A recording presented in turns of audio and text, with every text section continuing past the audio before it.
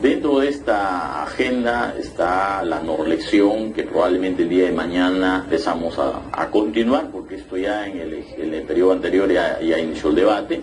Se retoma. Tenemos el voto preferencial al partidos políticos y otras iniciativas propias que el presidente del Jurado Nacional de Elecciones lo ha compartido y la ha transmitido de la Presidenta del Congreso, referido, por ejemplo, a completar la información en la hoja de vida de quienes participan en los procesos electorales y tienen la pretensión de convertirse en autoridades posteriores. Eso es fundamental, el derecho al agua, el problema del transfugismo, la bicameralidad.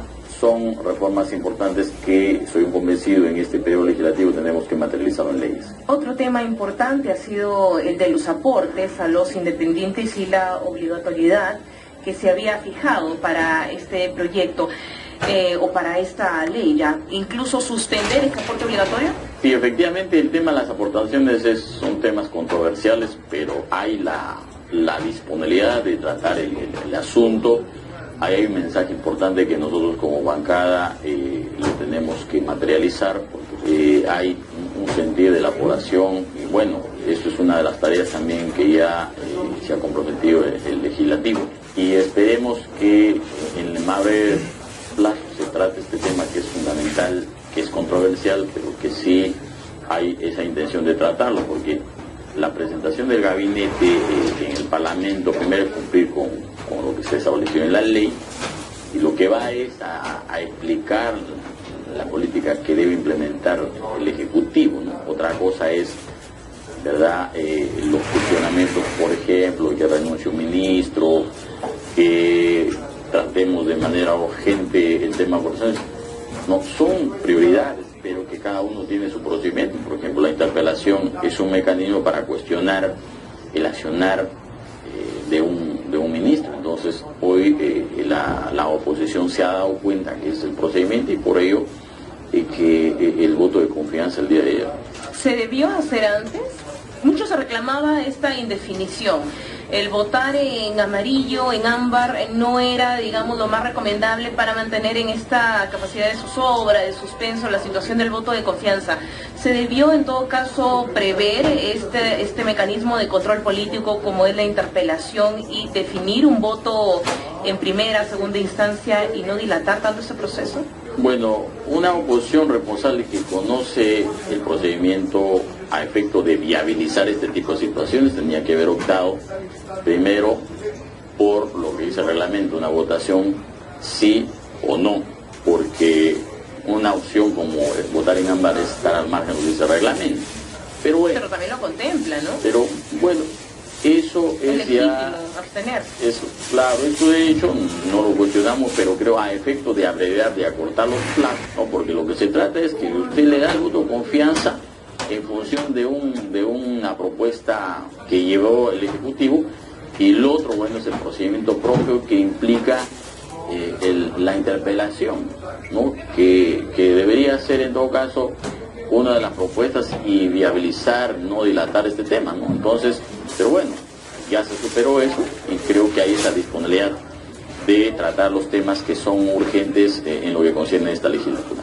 ¿Cuál sería, en todo caso, el espíritu de la bancada de oposición si nos dice que no hay una oposición responsable? ¿Usted cree que de todas maneras se va a dejar fuera al ministro de Energía y Minas? Bueno, en lo que concierne a determinar la continuidad o el cambio de un ministro ya es una atribución propia del presidente de la República. Pero si se logra una censura, ahora, una interpelación... Por supuesto, esa es otra situación, en todo caso, otra de las opciones. Porque sí depende del legislativo. Por supuesto, que la interpelación se implementa, es su derecho de las minorías, ahí no hay discusión, tiene que darse porque está previsto. Sin embargo, la censura va a ser determinante y consecuentemente ahí sí hay una decisión ya tomada por el legislativo que el Ejecutivo en un segundo momento tendrá que implementar.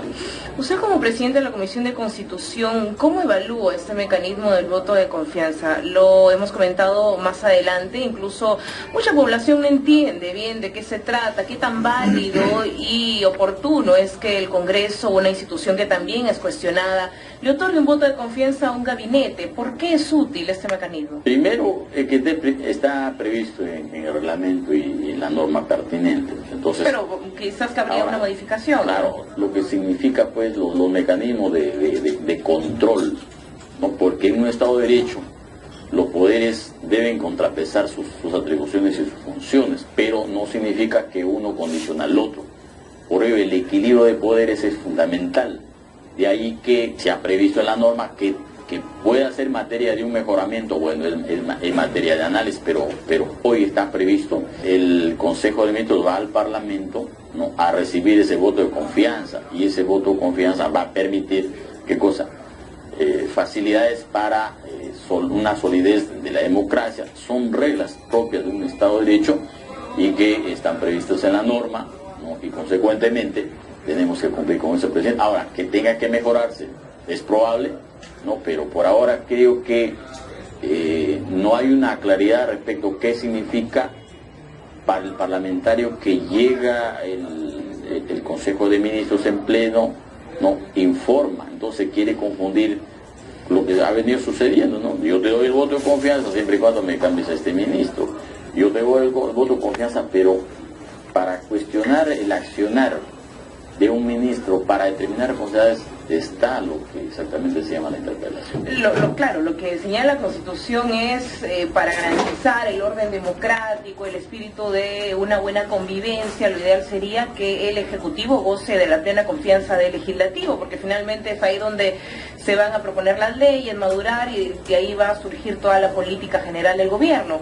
Pero en este caso el discurso dista mucho de lo que en realidad debería ser esta propuesta constitucional, ¿no? No condicionar la participación de un gabinete, digamos, no colocar trabas o pedidos exclusivos de cada bancada, porque esta vez lo que escuchamos eran pedidos muy particulares, con 4 o 5 que destacaban, que era la salida de 3 ministros, solucionar la huelga médica, el tema de las AFPs. Por eso le pregunto, ¿cabría entonces modificar este mecanismo? ¿Cabría anularlo, quitarlo? Porque, digamos, está vigente de la Constitución del 93, ¿no? Eso ameritaría quizás un cambio.